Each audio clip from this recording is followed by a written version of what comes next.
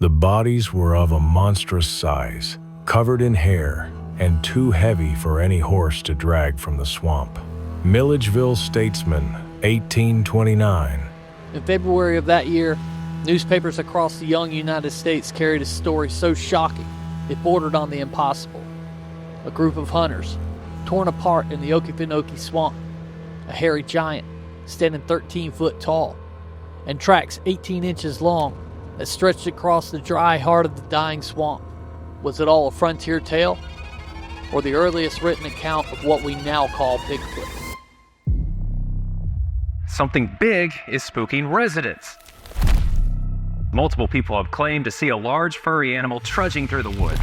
I literally could see him from all the way over here. I started hearing it. It was very large, and it was running so fast. Of sorts for campers in Taos County. The Sheriff's Office is sharing safety tips on social media to protect yourself from Bigfoot. I saw something out of the corner of my eye off the side of the road in a culvert. It's not like a bear, and it wasn't like a coyote. I've never seen anything like that.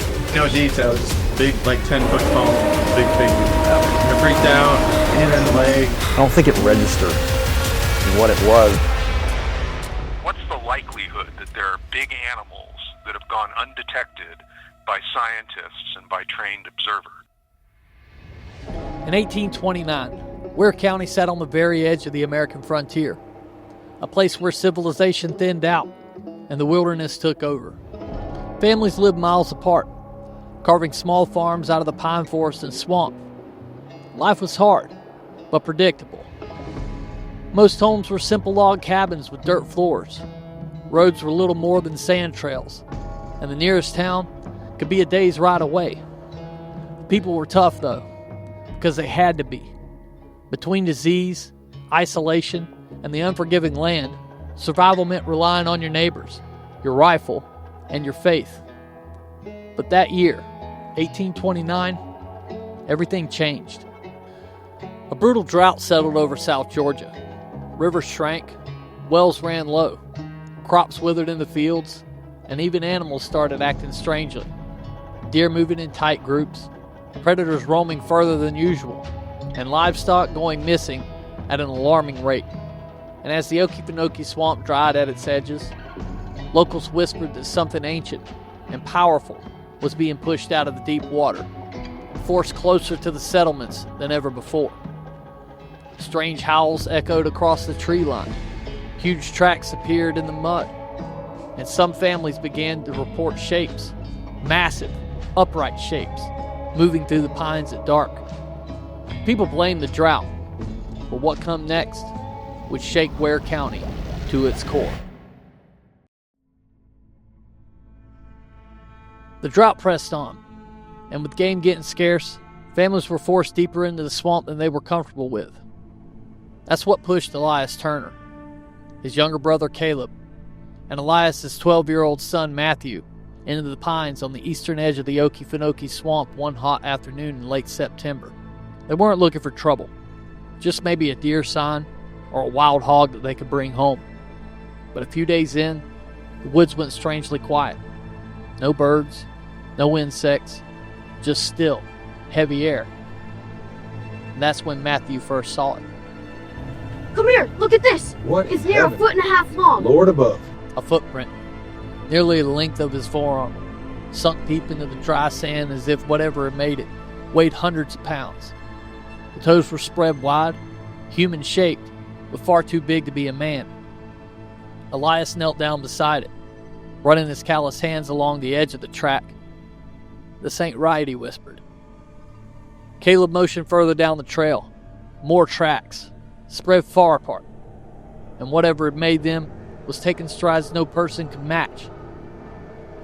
The three followed the prints for only a few yards, before the forest erupted with a sound that none of them had ever heard.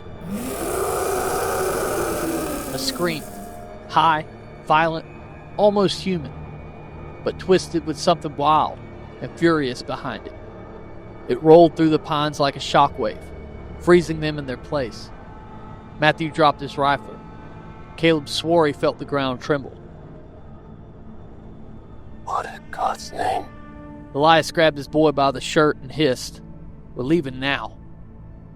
They backed out fast, never turning their backs on the tree line, rifles shaking in their hands, and even when the scream faded, the woods stayed dead silent. By the time they reached home, Elias made the boys swear an oath, never speak a word of the tracks or the scream. People were already on edge in this town, and a tale like this would only stir panic. But Matthew was 12, and fear has a way of slipping out. Within a day, he told one friend, who had told another, and the story spread through Ware County like a spark in dry grass. Something big, something dangerous, was walking on the edges of the Okefenokee. Now, it didn't take long for the story to escape the Turner household. Ware County was small in 1829. Just a scattering of homesteads, a church, a mill, and a few trading posts where the news traveled faster than the river.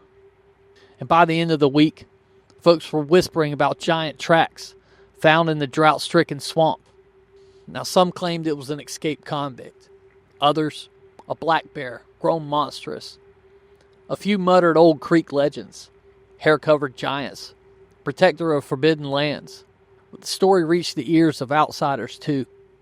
A group of fur trappers, men who'd spent the last year working the coastal marshes and heading inland for better prices.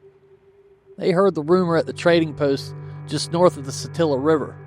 These were seasoned woodsmen, used to exaggeration. But something in the way the locals avoided the subject, the way they lowered their voices, caught their attention. They rode straight to the Turner home. The trappers asked him to confirm the rumors about the tracks, the size, hell, even the scream. Elias tried brushing it off, telling them it was nothing more but a trick of the light. But the men pressed harder. Then came the offer. They'd pay him more money than he'd see in 2 seasons to guide them into the dry heart of the swamp and show them exactly where he found the tracks. They said they weren't afraid. What better prize than a creature nobody had ever trapped before? Now, Elias, he refused outright. He wouldn't take his son back in there, and he wouldn't tempt whatever made that sound. But that night, lying awake beside the dying fire, the drought weighed heavy on his mind. Money was tight, supplies were thin, and winter was coming quick. They barely had enough to even get by. His conscience twisted under the pressure, and by sunrise, he gave his answer. He'd take them, but on his terms. No children, no unnecessary risks, and they turned back at the first sign of trouble. And the trappers agreed. The 9 trappers set out before sunrise on a cool morning, their gear packed light, and their moods restless with a mix of skepticism and excitement. Elias Turner led them, quiet, tense, and constantly scanning the tree line as they entered the margins of the Okefenokee. For days, the swamp seemed to swallow them whole. Hour after hour, mile after mile, all they found were dry pools, brittle reeds, and the smell of rotting vegetation. The drought had drained large areas of the swamp, leaving cracked mud and long stretches of exposed ground that should have made tracking easy. But there were no prints, no disturbances, no signs of anything unusual. The trappers murmured amongst themselves at night, but their patience was wearing thin. Some wondered if the drought had driven the creature deeper. Others, they wondered if Elias had made it all up, or worse, misled them. But Elias held firm, guiding them deeper, along the exact route he had taken a week earlier with his brother and his son. And on the 4th day, the tension started to build. One trapper, Redden, a tall, sharp-tongued man, finally snapped. He jabbed his finger at Elias. "You dragged us out here on a ghost story? There ain't no tracks. There ain't no creature. You lied to us for a payday." Another joined in, grumbling that maybe the boy had imagined it, that maybe Elias was scared, or crazy, or even both. Elias kept his jaw tight, refusing to rise to it. Elias, though, put his hand on his rifle, and just as the argument peaked, just as Redden stepped forward, like he meant to shove Elias back. Redden froze. His eyes locked on something in the mud ahead. "Elias," he whispered, "look." There, sunken in the deep, dry mud, was a footprint, 18 inches long, wide, human-shaped, and fresh.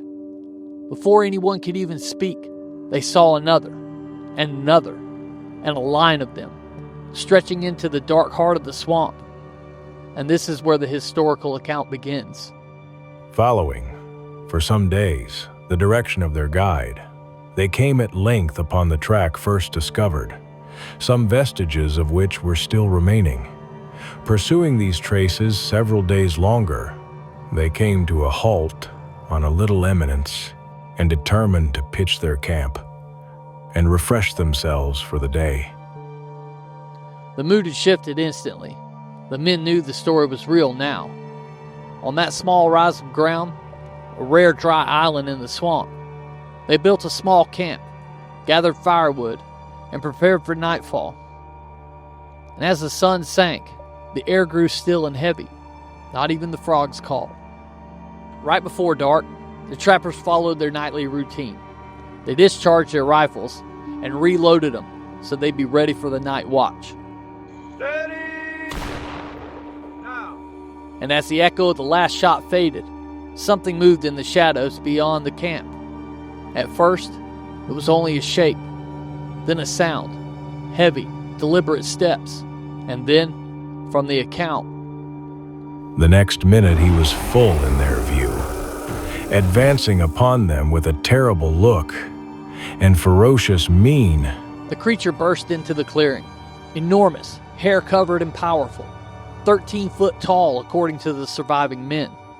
Its chest heaved, its face twisted with fury. The trappers reacted out of instinct. Our little band instinctively gathered close in a body and presented their rifles. But the giant wasn't afraid. The huge being, nothing daunted, bounded upon his victims, and in the same instant received the contents of 7 rifles. The clearing exploded with gunfire. 7 simultaneous blasts. Smoke swallowed the giant, but not enough to stop it. It plowed straight into the group.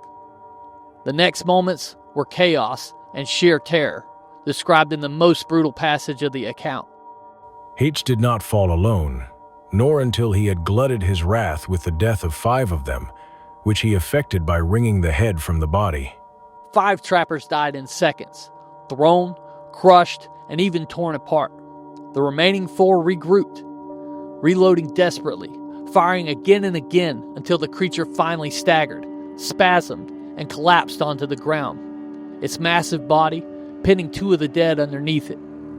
As the enormous creature convulsed, the survivors approached cautiously. And from the report, his breadth and volume of just proportions, meaning its size wasn't deformed or grotesque. It was huge, muscular, and perfectly proportioned, like a gigantic man would be.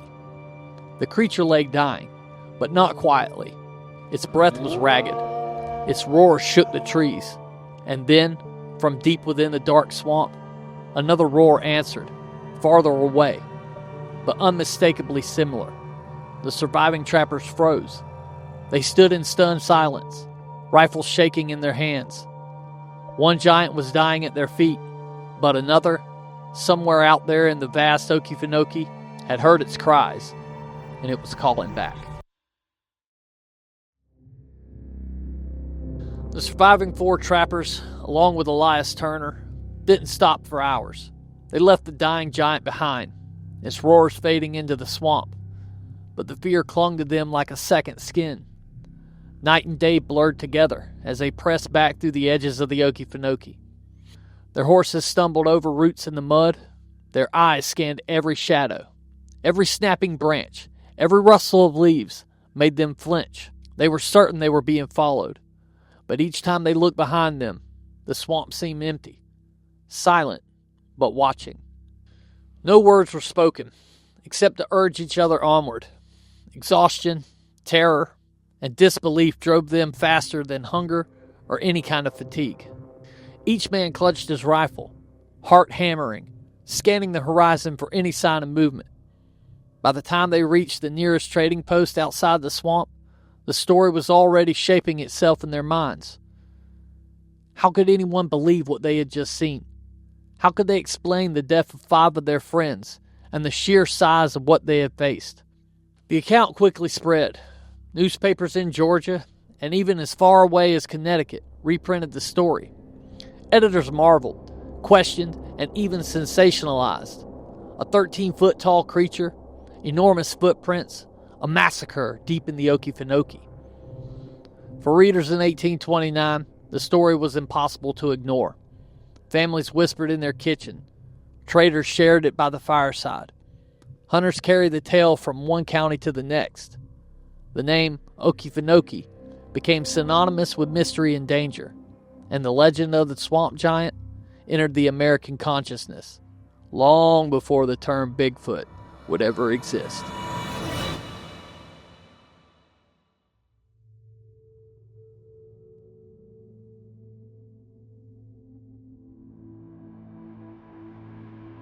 The Okefenokee Swamp stretches across more than 400,000 acres of wetlands, lakes, prairies, and islands. It's a labyrinth of water, cypress, and sawgrass that has swallowed generations of explorers. Even today, its dense growth and shifting waterways make it nearly impossible to navigate without a guide. For something or someone, like the creature reported in 1829, the swamp is perfect cover. One could vanish into the heart in just minutes, leaving no trace. Paths dry in one season. They flood in the next. And vast sections remain untouched by human eyes for decades at a time. It's little wonder that stories of giant, hair-covered beings persisted for centuries. Locals continued to whisper of strange calls in the night, of footprints too large to belong to humans, and glimpses of massive figures moving through the trees. The 1829 attack became legend, but it wasn't the last time that the swamp would claim witness. One modern encounter, recorded in 1996, shows that whatever prowls these waters is still out there. Philip Palmer, an avid outdoorsman, had a brush with something enormous and utterly unexplainable in the very same swamplands. We'll hear his story next, as he recounts the day he came face to face with a creature that could have stepped right out of the same pages of history.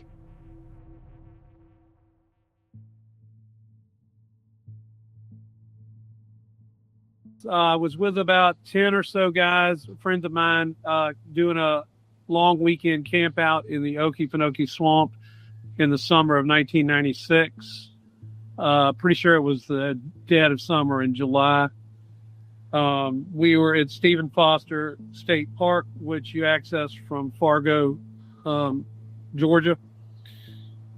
And we were just, hanging out during the day and the afternoons, grilling out, but during the early parts of the day, getting out in the boats and trying our hand at fishing. And I went with my roommate in a canoe, and we left the little dock area down a canal and hit Billy's Lake, which is the main big body of water down there.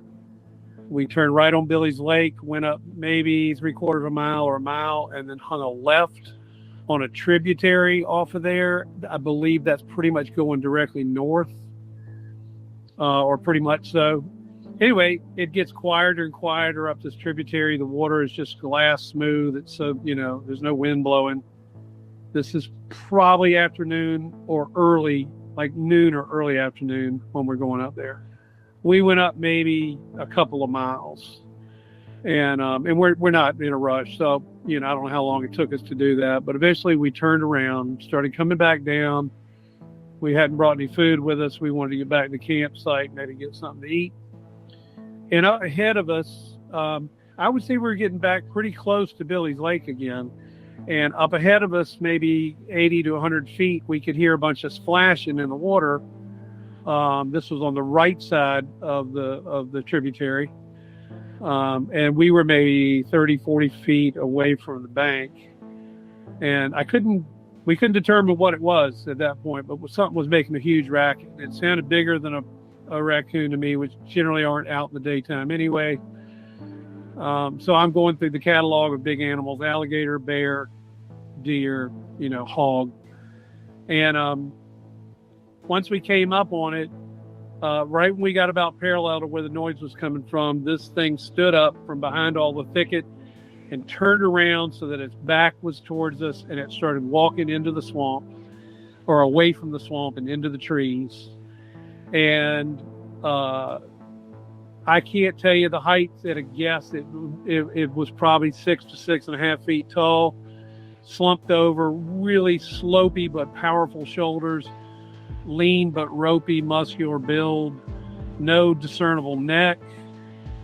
It had kind of grayish, when you think of like a gray cat. I don't mean like gray hair, but some of the hair did look white, as I recall. So maybe some of it was actually, maybe this thing was older. I don't know. But you could sort of see through patches on it towards the skin, which also had kind of a gray look to it. And as it moved, it went from making a big commotion immediately to just getting more and more silent as it moved back into the trees. And the main thing about it that struck me was how its gait, as they would say, is so smooth. It's like it's gliding back into the swamp. And yet, looking at it moving, it seems like the most awkward way. Like if I were to try to walk like that, it would be the most ungainly way for me to try to move. And yet this thing is doing something that seems not simple, but way more complex. And yet it's like riding a bike.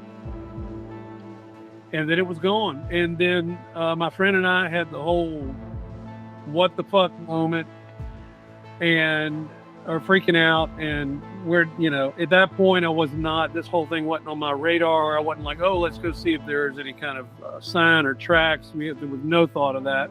There was just freaking out about what it was.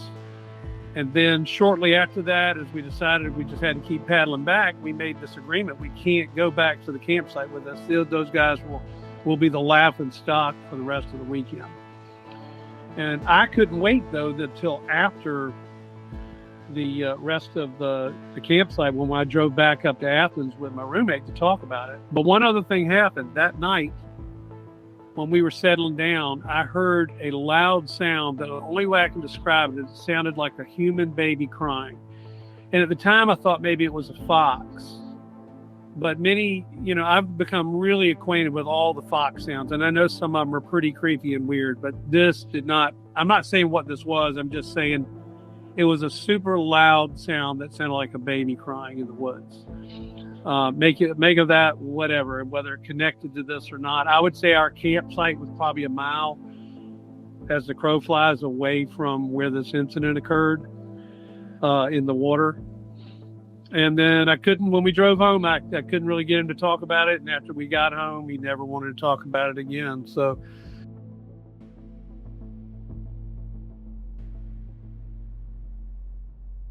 when you look back at what happened in 1829, you start to understand how the Okefenokee got its reputation. 9 men walked into a swamp they didn't respect, and 4 men left forever changed. Something happened out there, something violent, something no one in that era had the language or the courage to properly describe. And then we come to Philip. His story is different. His experience isn't about fear or violence. It's about proximity. It's about seeing something move through the swamp with purpose, with awareness, without any interest in harming him. A massive figure, stepping across the creek like a man, only larger, heavier, and built for this unforgiving place. Philip didn't run. It didn't charge. In that moment, it was just 2 beings sharing the same wilderness. No aggression, no threat, just presence. And that's important, because it tells us something that the massacre story alone can't. Whatever lives out there isn't just a monster hiding in the dark. It's an animal, maybe even a people, capable of restraint, intelligence, and intent. The same force that destroyed a hunting party in 1829 can also simply walk away when it wants to. So when you take the violence, the survival, the historical record, and then you add Philip's quiet, calm, unshakable testimony, what you get is a picture of a creature that has lived alongside us longer than our own stories can trace. And if the Okefenokee teaches us anything, it's this. Some things don't hide because they're afraid. They hide because they're in control. Thank you for watching the Bigfoot Underground. Now, if you like what you saw, subscribe to the channel, hit that like button, and click that notification bell so you can be made aware when I'm making new content.